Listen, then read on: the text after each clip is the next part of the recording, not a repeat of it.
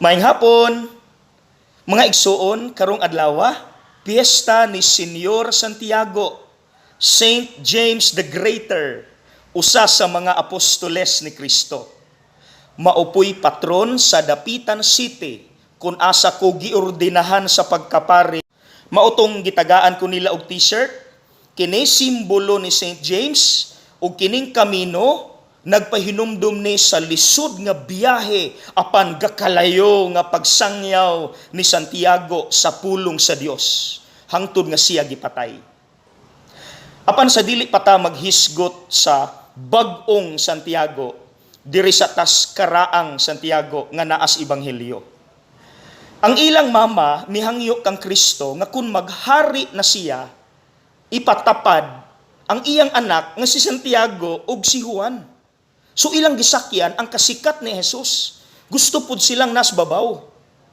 Gibadlong biya sila ni Kristo. Ug akong basahon mga igsuon para pud ni nato. Kung usa ka ninyo buot mahimong dako, kinahanglan nga mag-alagad siya sa tanan. Ug kung usa ka ninyo buot nga mulabaw sa tanan, kinahanglan nga magpaulipon siya ninyo. See? Akong hulman ang usa ka linya ni Bishop Kairmare sa misa ganiha sa Dapitan. Iyang giingnan ang mga ginikanan. Mga ginikanan, ihatag sa inyong anak dili ang unsay ilang gusto, kundili ang unsay makaayo, bahalag dili nila gusto. Mga anak, para ninyo, palihog, ayaw sukol, ayaw rebelde, ayaw kasuko, kundili mahatag sa inyong ginikanan ang inyong gusto. Hinumdumi dili tanan nimong gusto makaayo nimo, naapoy makadaot. To the point nga dili na ka mo respeto sa imong parents kay imong gi-insist ang butang kaysa sa imong parents. Imagine.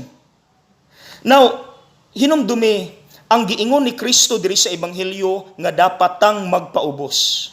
So mga anak, dawata sa imong ginikanan ang unsay makaayo nimo. Bahalag dili nimo gusto. Bahalag kontra sa imong buot. Ayaw paghawod-hawod nga musukol na ka, mugsinggit-singgit na kanila. Pagpaubos ug pamalandungi nga tanan nilang gisulti para nas imong kaayuhan. Ayaw sukol. Paminaw kay para nas imong kaayuhan. Okay? Itag ang mga anak ani. God bless.